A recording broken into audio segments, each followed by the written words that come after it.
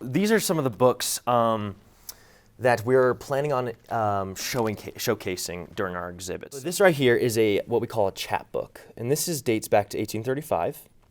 And this right here is a classic example of what a picture book would have looked like in the early 1800s.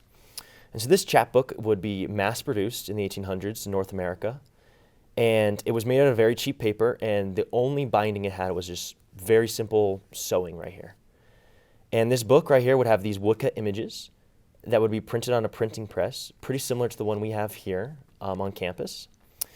And this right here would have been what kids and adults alike would have read and been able to spend some money on. This is very cheap literature, very widespread, and was not just used for picture books, but was also used for news and for just mass communication in general. Interestingly enough, these right here are going to evolve.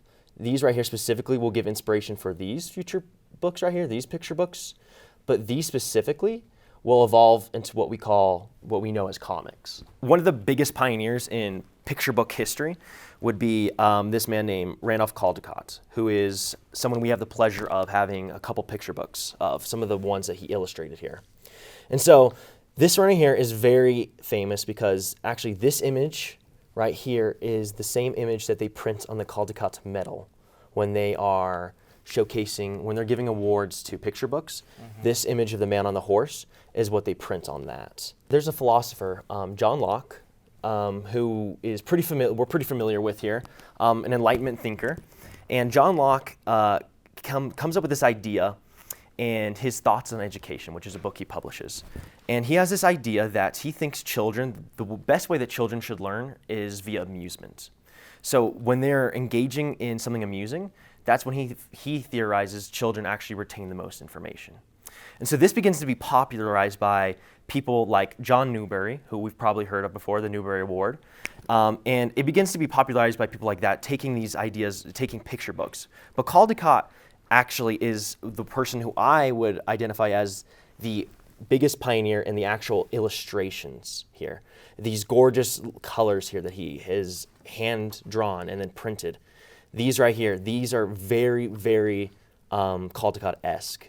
These right here, these black and white, and then the occasional color image here. So this is kind of the birth of the modern children's storybook. When did they come out with the Caldecott Award and the Newbery Award? So the Caldecott Award, I believe, the 1930s, and I think the Newbery Award was before that. But ever since the 1930s or 40s, the Caldecott Award has been presented to the most outstanding book, specifically with illustrations. So Where the Wild Things Are has won it, Snowy Day has won it, and there's quite a few books that have won the Caldecott Award.